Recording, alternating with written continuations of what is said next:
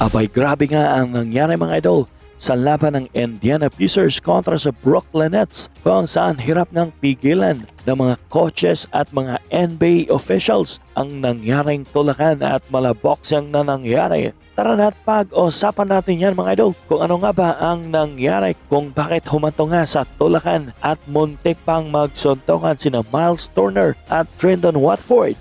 Dahil dito nga sa fourth quarter, under 4 minutes mark mga idol, ay pagkatapos nga ng ginawang layup ni Benedict ay pabalik na nga itong si Trendon Watford sa kabila mga idol at bigla na nga lang silang nagkabanggaan ni Andrew Nembhard na medyo ikinainis nga ni Watford at syempre bilang kakampi nga ay inalmahan nga ito ni Miles Turner mga idol dahilan nga ng kanilang tulakan ni Watford at montek pa ngang umabot sa suntukan. Halos hirap nga ang mga coaches sa magkabilaang kupunan pati na nga ang mga NBA officials na paghiwalayan nga ang dalawa kung saan umabot nga ng ilang minuto bago na paghiwalay ang dalawa pabalik sa kanilang bench mga idol.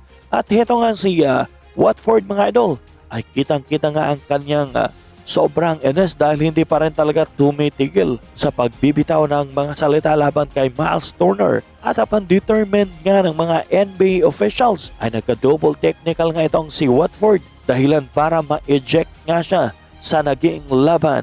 At sa huli nga mga idol ay napaka-intense nga rin ng naging laban dahil umabot nga ito sa overtime.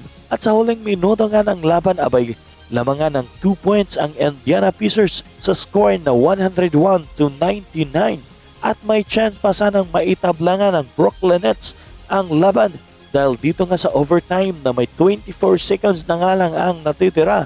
Abay gagawa sana ng two-hand dunk si Keon Johnson pero supalpal nga ito kay Miles Turner na isa nga sa mga dahilan para nga maselyuhan nga ng Indiana Pacers ang kanilang pagkapanalo laban nga dito sa Brooklyn Nets. Talaga nga namang game-winning blocks nga ang ginawa ni Miles Turner mga idol para nga sa kanyang kumunan na Indiana Pacers. Natapos nga ang laban sa score na 99-105 at pinangunahan nga ni Miles Turner ang Indiana Pacers na may 23 points, 10 rebounds at 5 blocks. Samantalang sa Brooklyn Nets ay pinangunahan nga ni D'Angelo Russell na may 22 points, 1 rebound at 6 assists.